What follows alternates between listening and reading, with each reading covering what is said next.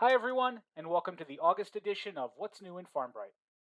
This month, we're going to take a look at some task enhancements, a time saving feature for bulk plantings, some improvements to the way you can export data, and some additions to the low inventory notification emails. Let's get right to it and look at those tasks.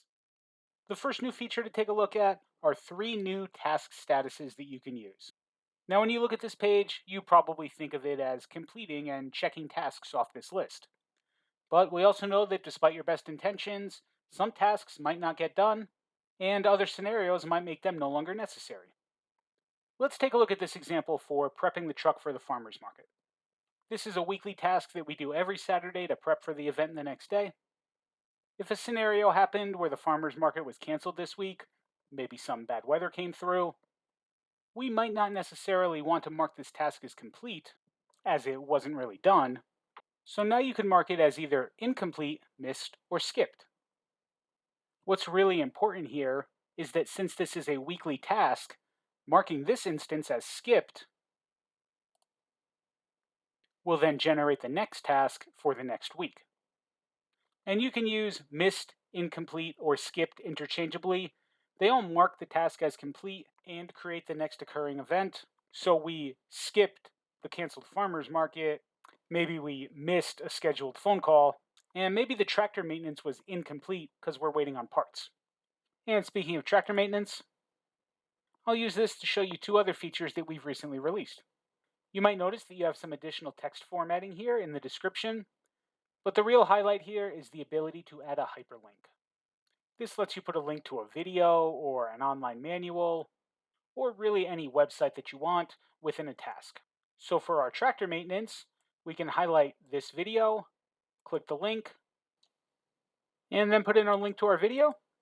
That way, when our farmhand Dennis is doing the tractor maintenance, he has an easy reference. Now, if you don't have a link for it, we've also added the ability to add an attachment. In this case, we had a PDF of the tractor manual that we've attached here. I'm going to update this, and then when Dennis opens the task, he'll be able to click to see the video, or click to download the file. Both of these are all about communication and making sure that you have the information you need when you go to work on a task. The next thing I want to show you is under the planting section. We're going to talk about your ability to bulk plant. If you need to plant the same crop across multiple fields or beds, you can select the crop, navigate to the Actions menu, and choose Bulk Plant. You'll supply a date, and then choose where you'd like to plant this crop.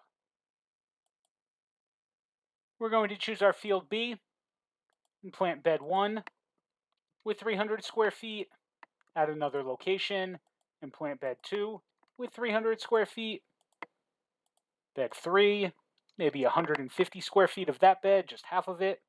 We'll make sure that we add the tasks for planting and harvesting, and then create those plantings. Previously, you would have had to create each one of those plantings individually. This new feature is all about saving you time. Now we'll move to our livestock list and take a look at an enhancement we made for downloading your records. You'll now find 2 options here, one to download records and one to download all records. These are specifically related to you filtering this page. If we set a filter, maybe we just want to see our cattle. When we want to export this data, we can choose Download Records to get just the filtered results, or Download All Records to get a spreadsheet of all of our animals, regardless of if they meet the filter criteria. The option to download all records can be especially useful if you're trying to trace genealogy and you need a list of your deceased or butchered animals. The last thing to take a look at relates to your inventory. You've always been able to set up low inventory notifications so that if the quantity you have on hand reaches a minimum threshold, FarmBright will send you a notification. In this case, we only have 36 pounds of our tomatoes left, and we'll see the red bell here indicating that low inventory status.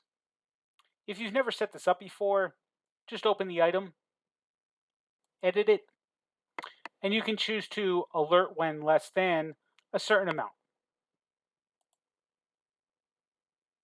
Now, beyond the bell icon, FarmBright will also send you a notification email when it gets below the threshold. And that's really where the change is. We've updated some information in that email. You'll now see the name and internal ID of the inventory item. You'll see the quantity you have remaining and what the threshold was set to. You also have a quick link to take you right to the inventory item. All right, and that's just a quick look at some of the new features. If you do have any questions about any of them, please reach out to us. We'll be glad to help.